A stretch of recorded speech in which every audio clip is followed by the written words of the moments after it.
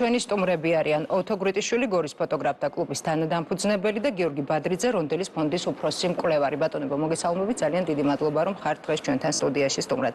ბატონებო, იმის გათვალისწინებით, რომ სალომე ზურაბიშვილის უფლებამოსილების ამ წურვის საკითხი კონსტიტუციურ წესრიგს უკავშირდება, პირველ რიგში უნდა დავიწყო იმავე თემით. ბატონო გიორგი, 29 დეკემბრის შემდეგ, როგორ ფიქრობთ, სალომე ზურაბიშვილი თქვენთვის რჩება თუ არა პრეზიდენტად? თქვენგანაც მაინტერესებს პასუხი. ჩემთვის პრეზიდენტია საქართველოს კონსტიტუციის თანახმად ადამიანი, რომელსაც ირჩევს საარჩევნო კოლეგია, რომლის ნახევარსაც შეადგენს საქართველოს პარლამენტი და სანამ საქართველოს პარლამენტი არ იქნება ლეგიტიმური ორგანო, არჩეული ისე რომ ის იყოს აღიარებული საქართველოს მოსახლეობის მიერ და საქართველოს საერთაშორისო პარტნიორების მიერ, აქედან გამომდინარე, სალომე ზურაბიშვილს ჯერჯერობით შემცვლელი, ლეგიტიმური შემცვლელი არ ყავს. ისე თავიდანვე მინდა გითხრათ, რომ მე მირჩევნია ჩემი ექსპერტიზის სფეროზე ვისაუბროთ, რაც საერთაშორისო ურთიერთობებს წარმოადგენს და ჩემ აზრს ნებისმიერ სხვა თემაზეც გაგიზიარებთ თუ გნებთ. კი ბატონო, თქვენ განაცხადეთ, რომ საქართველოს მოსახლეობის მიერ ვიდრე არ იქნება არჩეული და ლეგიტიმაცია მიცემული პრეზიდენტი. რა ნაწილში გამოიკვეთა, რომ საქართველოს მოსახლეობამ არ მისცა ლეგიტიმაცია უმრავლესობას გულისხმობ ამ შემთხვევაში? ხო, აი უმრავლესობა არ ვიცი, თქვენ ამ წუთში კადრები აჩვენეთ, საქართველოს მოსახლეობის ძალიან მნიშვნელოვანი ნაწილი მონაწილეობს აქციებში, ჯერჯერობით არც ერთ სერიოზულ ორგანიზაციას ჩატარებული არჩევნები არ უღიარებია და პარტნიორებს თუ არ ჩავთვლით, რა თქმა უნდა, აზერბაიჯანს, სომხეთს, რუსეთს, ვენესუელას არ უღიარებია ეს არჩევნები შემდგარად და საქართველოს ხალხის ნების გამომხატველად. შესაბამისად, თქვენ თვლით, რომ 29 დეკემბრის შემდეგ საქართველოს პრეზიდენტი იქნება სალომე ზურაბიშვილი? დიახ, კონსტიტუციის თანახმად პრეზიდენტი აგრძელებს მოვალეობის შესრულებას, სანამ მას არ ეყოლება ლეგიტიმური შემცვლელი.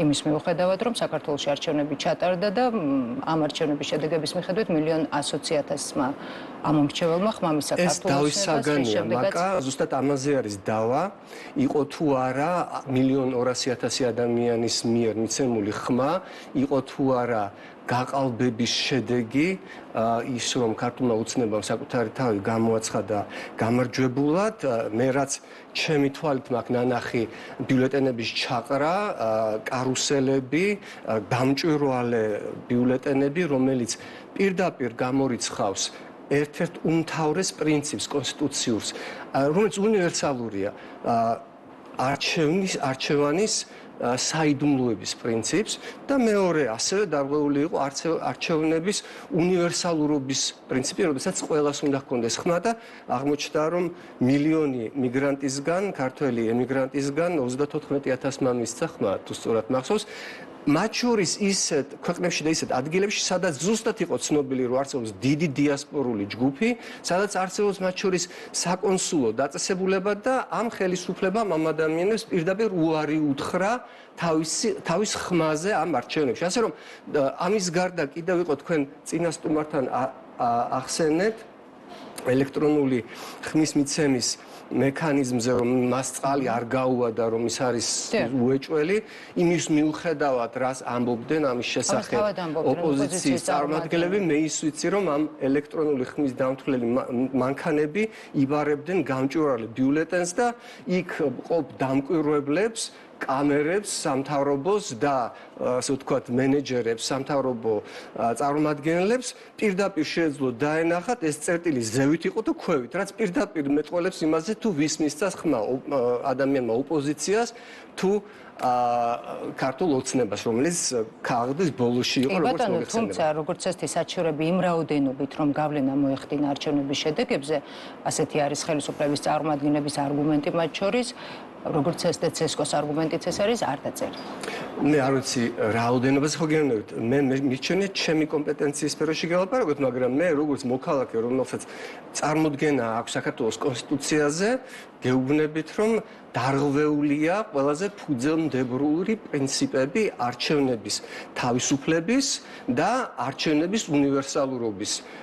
ეს ბიულეტენი, რომელიც ჩემი თვალით მაქვს ნანახი, მონაწილე ვარ თვითონ ამ არჩევნების, პირდაპირ მეტყველებდა იმაზე, რომ ვისაც შეიძლება ჰქონოდა რაიმე შიში ხელისუფლების წარმომადგენლების მხრიდან რაიმე სასჯელის, სამსახურის დაკარგვის, სხვა რამის, მას ჰქონდა სერიოზული მიზეზი იმისათვის, რომ არ შემოეხაზა რაიმე 51-ის გარდა. ასე რომ მე ჩემი გამოცდილებით გეუბნებით, არ ვიცი რამდენია დაწერილი საჩივარი, მე გეუბნებით, რომ ჩემი დაკვირვებით ეს არჩევნები არ იყო არც თავისუფალი და არც სამართლიანი. გასაგებია თქვენი არგუმენტი.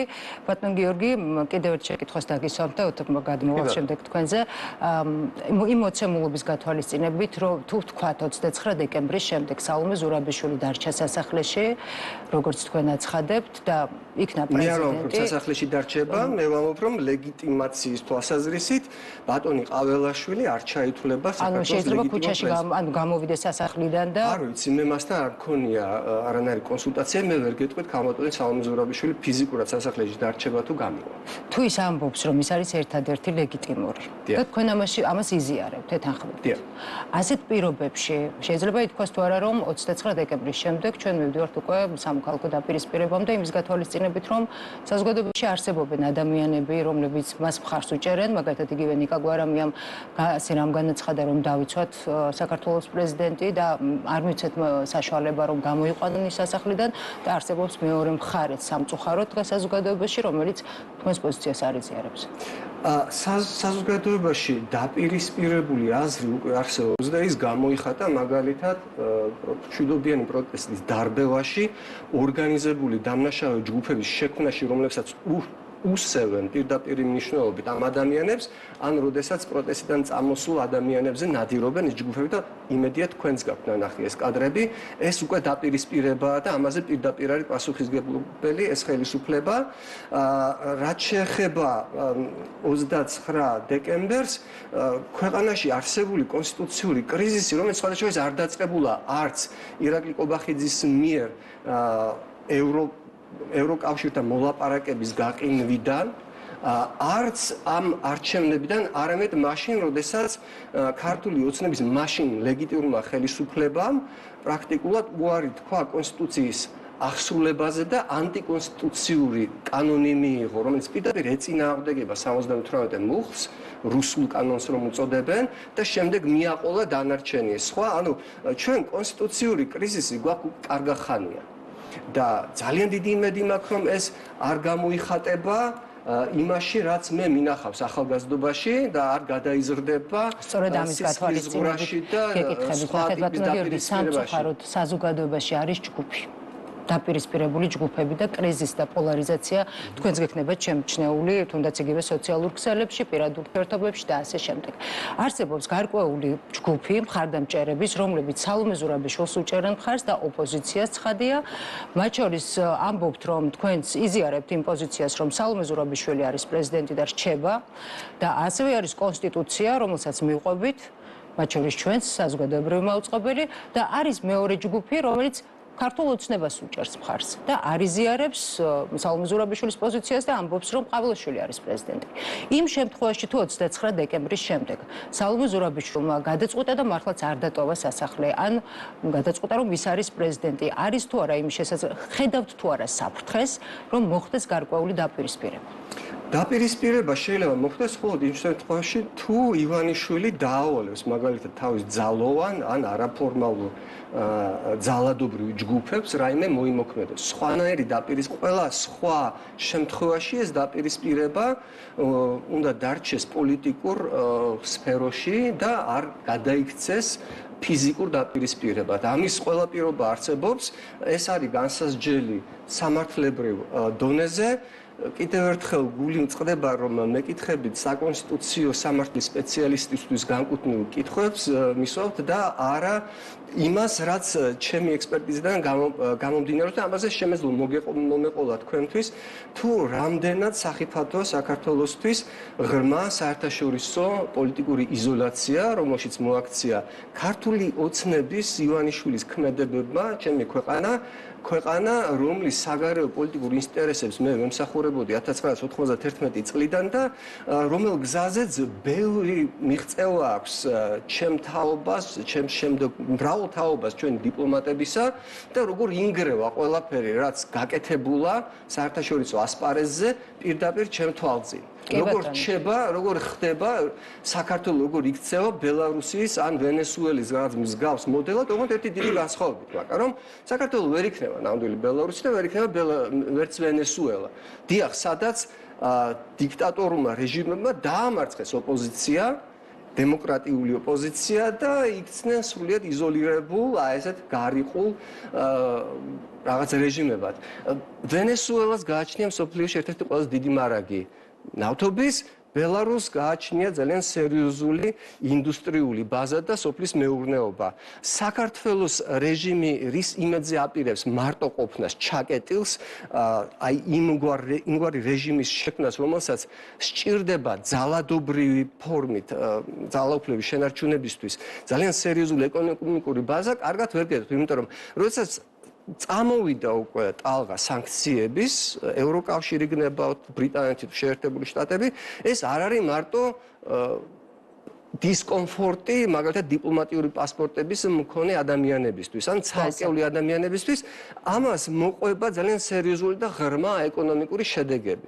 აი, ამაზე უნდა გველაპარაკა, რა პერსპექტივა აქვს საქართველოს. ოპონენტი რომ გეჯდეთ აქ სტუდიაში, გეტყოდათ რომ, როდესაც კურსის ცვლილებაზე არის საუბარი ქართული ოცნების მხრიდან, შეგახსენებდათ იგივე კანდიდატის სტატუსის მიღების კურსის ცვლილებაზე არ ვსაუბრობ, მე ვლაპარაკობ საქართველოს პოლიტიკურ და შესაბამისად ასევე ეკონომიკურ იზოლაციაში მოხვედრის შედეგებზე ჩვენი ქვეყნისთვის, ჩვენი უსაფრთხოებისთვის და ჩვენი ეკონომიკური კეთილდღეობისთვის.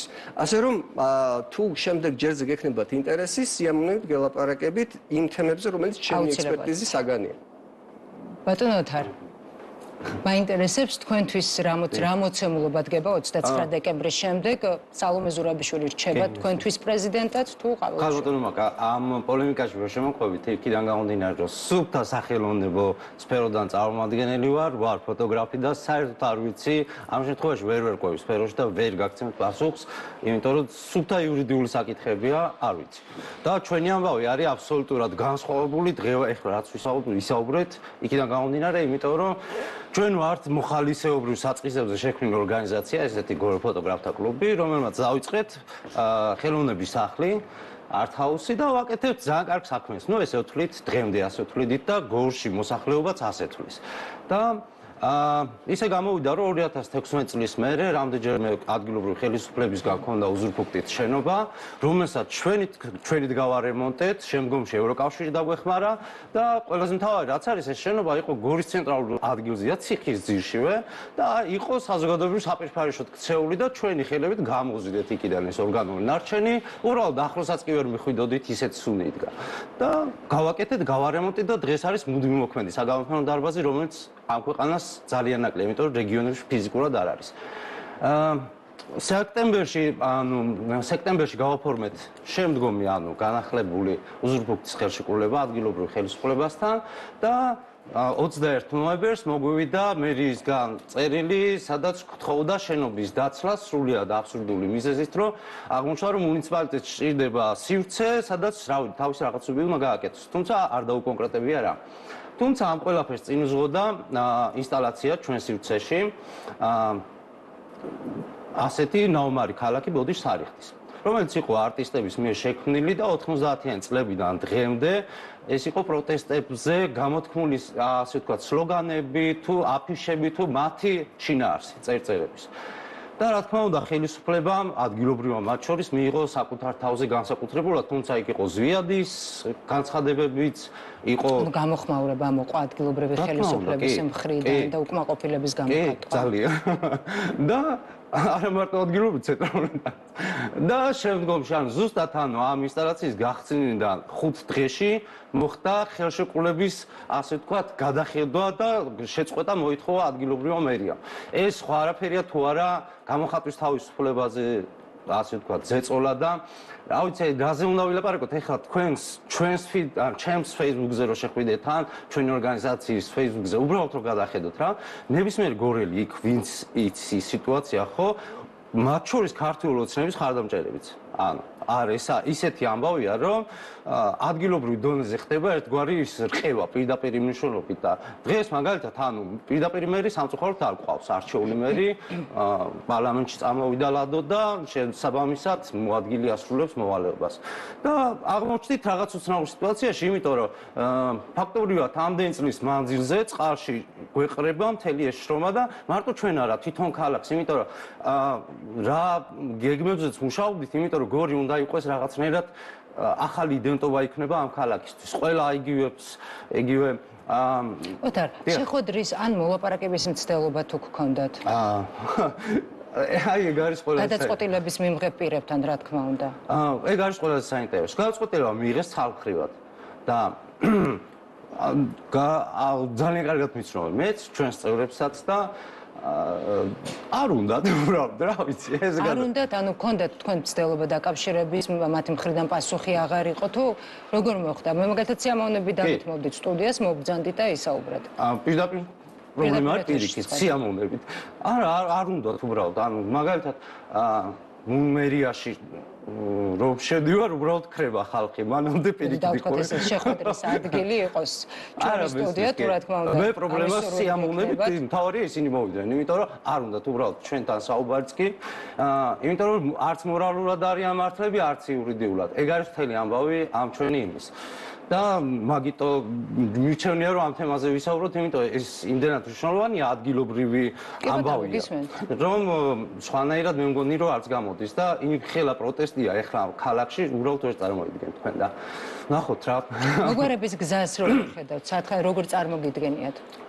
პირველი რაც არის ეხლა ხვალ ვაპირებთ ეს თქვათ ჩვენი მხარდამჭერების შეკრება საღამოს 5 საათზე ჩვენივე სივრცეში ჯეჯორობით და მოგვარების ის არის უკან გაიწვიონ თავისი ანუ რესტში ასე ვთქვათ შეიტანეს განცხადება გორის მერიამ შეიტანა განცხადება ხელშეკრულების შეწყვეტის შესახებ და როცა რეესტრი დაარეგისტრირებს მე უკვე შეუძლია ასე ვთქვათ პოლიციის მეთოდით ან აღსრულების პოლიციის მეთოდით არ ვიცი ეგ მე იურისტი გვეთქვის კარგად მეთოდით უკვე შემოვიდეს შენობაში ან ჩაგვიკეტოს შენობა ან ჩვენი ნივთები უბრალოდ აი ხო წარმოგიდგენთ 2016 წლიდან დღემდე რამდენი ნივთი გვექნება შეგიძლიათ ეს არ არის მარტო ვთქვათ ინვენტარი ეს არის საგამოფენო მასალებიც მათ შორის ფოტოფირებიც ძველი საარქივო მასალები და უბრალოდ შეუძლია რომ გამოყაროს გარეთ და მორჩება გაფუჭდება ყველაფერი და ხო ეგ არა პრობლემა რომ უბრალოდ არ უნდათ და ყველაზე ეხლა არ ვიცი რანაირად წავა ეს პროცესები თავარი ეხლა დიალოგს ალტერნატივა მართლა არ აქვს მაგრამ როცა გადაწყვეტილებას იღებ და მე მოდიხარ დიალოგზე მე მგონი უკვე სხვა ამბავია ეგ სხვა ამბავია თუმცა ფაქტია რომ მოლაპარაკების გარეშე ანუ უნდა გაიწიონ და მე ვილაპარაკოთ ხო ალბათ ეგრეა სწორი რო თქვათ რაღაც თუ არ მოეწონათ მოსულიყვნენ თქვათ ვინ დაუშალა ხო და ეხლა მაგალითად ხელოვანს არტისტს რო აუგრძალოთ სიტყვაზე რა ვიცი შენ მოდი ეხლა ლექსში რაღაცა სიტყვა აღარ თქვა ეგეთი რაღაც წარმოგიდგენიათ მაგალითად რა ფერწერს აუგრძალოთ რომ უცებ აღარ დახატოს რა ვიცი ცისფერი ფერი ხო, რა ეგეთი რამე წარმოგიდგენთ. აი მაგ იმაზე ვარ ზუსტად. თბილისში კიდე ანუ კარგად არის მეტრაკლებად ანუ საზოგადოება შედარებით განვითარებულია და რეგიონებში თქვენ რო გადიხართ, იმ ვერტიკალი იმდენად მარწუხებში აქცევს თელს იმას ხალხს რომ შეუძლებელია რა ეს ასე გაგრძელება. ეგ არის და ეგრეთი ის. არაფერი და ანუ ეს ერთ-ერთი გამოხატულებაა შემდგომში ანუ როცა კი თქვათ არტისტს ეს გაუჩნდება რომ იცი რა მე თუ ეხლა დავხატავ ცას რომელიც არის ცისფერი პირობითად და ამას რაღაცას მიაწერენ ხო იმას საერთოდ აღარც გაუჩნდება საერთოდ თვითშემოქმედების ის თვით რეალიზების სურვილის თუ რა ვიცი მე და ასეა კიდე და ეხლა კიდევ ერთხელ გეუბნებით გითხოვთ სტუდიას მოლაპარაკების საგანი არის თუ კი დასხდებით ერთად მადლობა ძალიან დიდია სიამოვნებით იყო შეხვედრის ადგილი პირველი არხი ოთარ იმის გათვალისწინებით რომ საკმაოდ აქტიური მოქალაქე ბრძანდებით და ფაქტია რომ აქტიურად ხართ პროცესებში ჩართული საინტერესო არის პოლიტიკურ ნაწილზე იმედი მაქვს გაქვთ სურვილი რომ ისაუბროთ პროცესებში ზოგადად რასაც ხედავთ მიმდინარე პროცესებთან დაკავშირებით თქვენი შეფასება როგორი არის თქვენ რაც ბრძანეთ ზუსტად იქ ვარ მეც რა ანუ ამდენი ადამიანი რომ არის ქუჩაში ხო უბრალოდ მათი ხმა უნდა გაიგო როგორც არ უნდა მართალი იყო როგორც არ უნდა ტყვანი იყო ეხლა როცა თქვათ ხელისუფლება ქვია და ნუ იძახი რომ ქვია ხო რა ვიცი ეხლა დღეში 10000-ობით ადამიანი 100 კაცი ერთი კაცი იყოს ან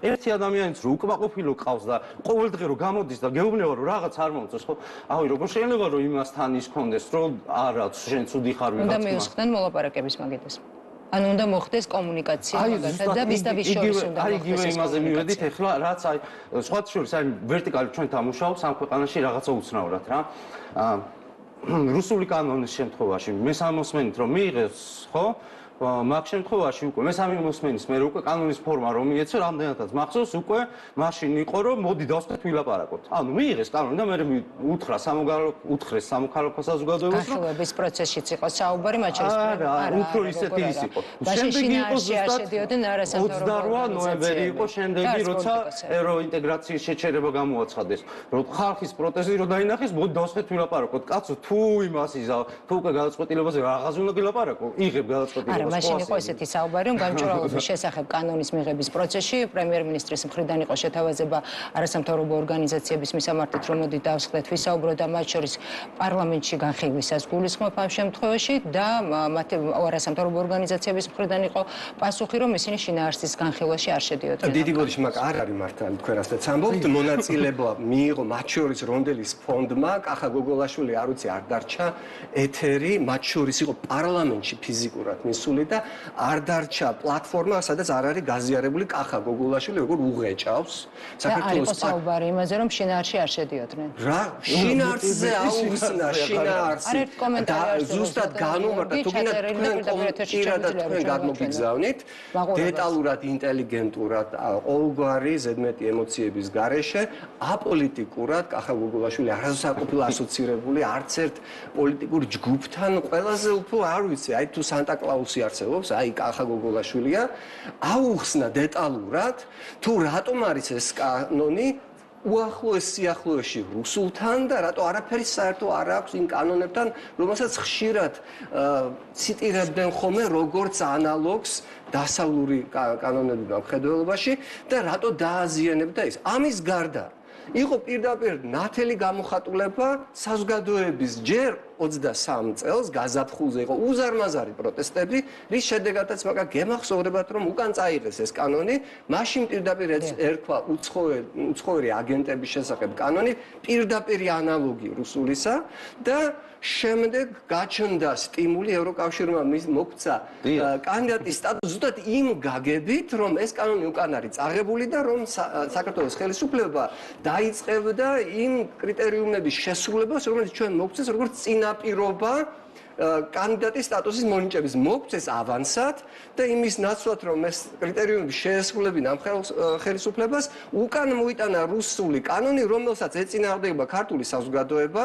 რომელზედაც ხელისუფლება ამბობს რომ სავაჭროდ მოგცეს და აქვე აუცილებლად უნდა გითხრათ და გააგრძელეთ შემდეგ ბატონო გიორგი აზრი საკომიტეტო გამოსვლაზე კახა გოგოლაშვილის გამოსვლა რა თქმა უნდა გვახსოვს მაგრამ ასევე მე მახსოვს მე დავურეკე მას როდესაც მიდიოდა გამჭვირვალობის შესახებ კანონ პროექტის განხილვა დავპატიჟე პირდაპირ ეთერში სტუდიაში საკმაოდ მძიმე საუბარი გქონდა მაშინ რადგან პირდაპირ მითხრა რომ არავითარ შემთხვევაში არ შემოვიდოდა ამ კანონის განხილვის შინაარსში და ამას დაგიდასტურებთ ბატონი კახა თავადაც ისევე როგორც დავპატიჟე სხვა არასამთავრობო ორგანიზაციების წარმომადგენლებიც და ყველა ერთხმად იმ პერიოდში აცხადებდა რომ შინაარსის განხილვა არ ვიცი ეს როდის იყო მაგრამ მე მაქვს ნანახი ძალიან შინაარსობრივი განხილვა ამ კანონის უმრავლესობის ველი და არავითარ შემთხვევაში ამ და არა მარტო კახა გოგოლაშვილის არამედ უამრავი სხვა სამართლის პოლიტიკის ექსპერტების მიერ.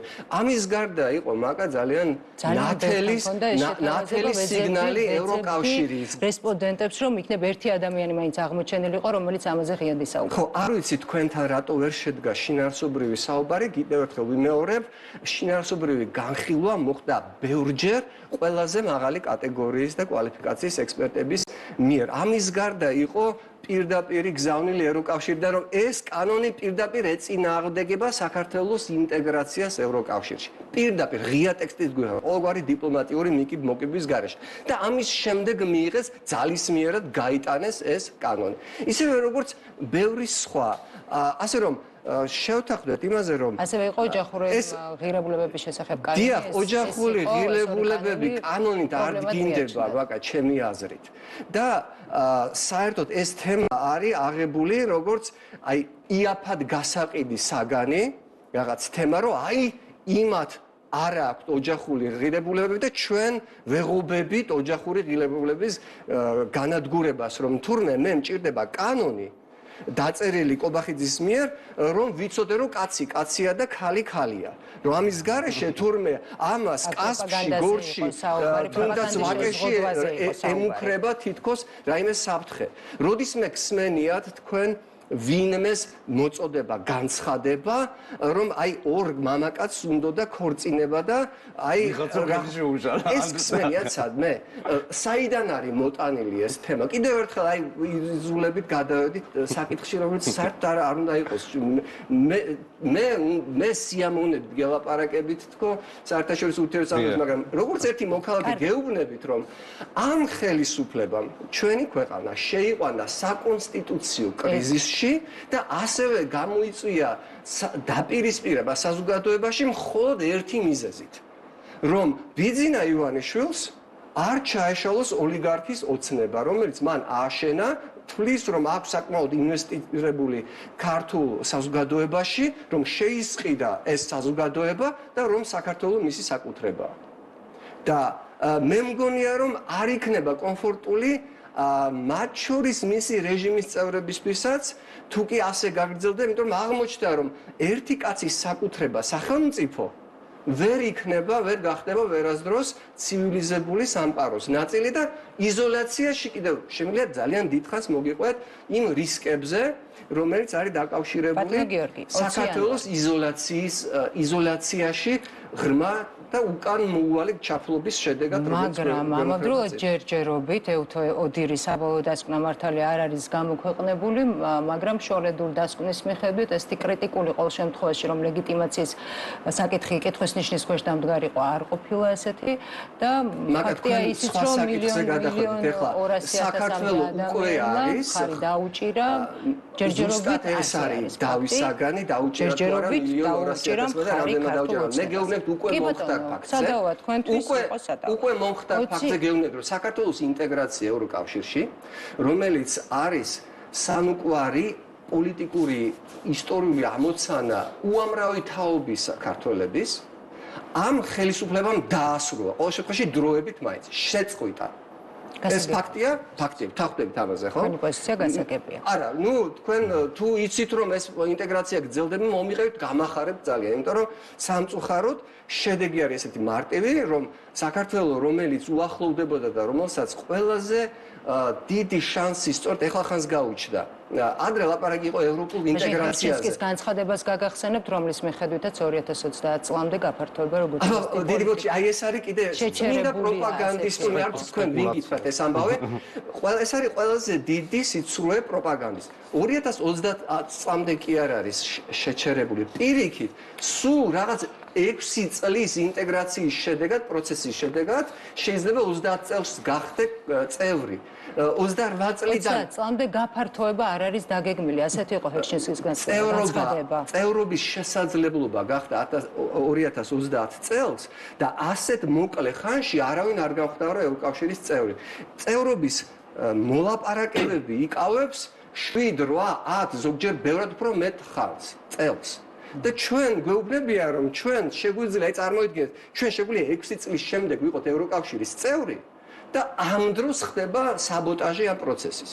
საბოტაჟი პროცესის, თუმცა ხელისუფლების წარმომადგენლები ამბობენ, რომ პროცესი მიმდინარეობს 2028 წლისთვის საქართველოს. ეს ტყუილია კიდევ ერთხელ გეტყვით კონკრეტული ფაქტით. ბატონმა კობახიძემ თქვა, რომ ის გააგრძელებდა საქართველოში რეფორმებს ასოცირების ხელშეკრულების შესახებ. ასოცირების ხელშეკრულება საერთოდ არ ითვალისწინებს ევროკავშირში წევრობას.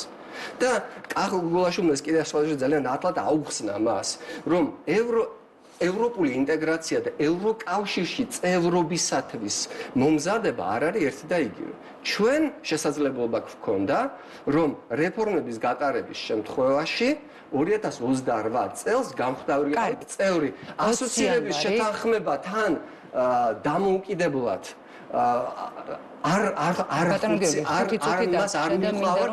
რამდენიმე საკითხი 20 იანვარი ტრამპის ინაუგურაცია რა მოლოდინები გაქვთ შეიძლება თუ არა და როდესაც იგივე ხელისუფლების წარმომადგენლები აცხადებენ რომ აუცილებელია და მოხდება გადატვირთვა როგორც წესი ურთიერთობის ამერიკის შეერთებულ შტატებთან მოლოდინი როგორი გაქვთ თქვენ რას ფიქრობთ აი კი მე ვეთანხმები ამ ხელისუფლების წარმომადგენლებს იმაში რომ დონალდ ტრამპისთვის დემოკრატიის მდგომარეობა შეერთებულ შტატების პარტნიორ ქვეყნებში ისეთი პრიორიტეტი არ იქნება, როგორც თქვა წინა ადმინისტრაციებისთვის. მაგრამ თქვენი აზრი მაინტერესებს დონალდ ტრამპი, რომელიც არის სრულიად გამორჩეული ძალიან მკვეთრი პოლიტიკის გამტარებელი ჩინეთისა და ირანის მიმართ, რამდენად მეგობრულ ურთიერთობებში შეიძლება იყოს ირანთან და ჩინეთთან დაახლოებულ მთავრობასთან. ხო, აი გეუბნებით, რომ შემიძლია თქვენი სფერო. ხო, აი ზუსტად მაგას გეუბნებით, რომ აბსოლუტურად მოკლებულია რაიმე საფუძველს იმის მტკიცება, რომ დონალდ ტრამპი იქნება ამ ხელისუფლების მეგობარი, ხელისუფლებისა, რომლის ფოტოებს ხამასის და ჰეზბოლას ლიდერებთან გვერდიგვერდში ირანის პრეზიდენტის გასვენებაში აუცილებლად ანახებენ დონალდ ტრამპს. რანაირი, ასე ვთქვათ, კომპანიაც არ უნდა მუშაობდეს PR კომპანია შეერთებულ შტატებში ამას არ ვიცი, როგორ აპირებენ რომ ეს აუხსნა, რომ იცით ეს რაღაც არასერიოზული ამბავი იყო, არ გულისხმობთ არაფერს. ჩინეთთან სტრატეგიული თანამშრომლობის შესახებ დოკუმენტის ხელმოწერით. თუმცა ინაუგურაციაზე არის დაპატიჟებული ტრამპა. ინაუგურაციაზე. ტრამპი არის დაპატიჟებული ინაუგურაციაზე. არა, ტრამპის ინაუგურაციაზეა დაპატიჟებული. ჩინეთის დელეგაციის წევრი. ჩინეთი და ამერიკის შეერთებული შტატების ურთიერთობას რატო ადარებთ საქართველოს და ჩინეთის ურთიერთობას და საქართველოს და შეერთებული შტატების ურთიერთობას? როგორ შევადარებ? ხო და აი მაგას გეუბნებით რომ ძალიან მარტივია. ეხლა თქვენ ერთ სიტყვაში ნუ გადავიდეთ შეერთებული შტატები და ჩინეთი გარდა იმისა რომ არიან ორი უდიდესი კონკურენტი ქვეყანა ტრამპის პრეზიდენტობის დროს და მისი გარემოცვის პირობებში ჩინეთი შეერთებულმა შტატებმა გამოაცხადა თავის მოწინააღმდეგე.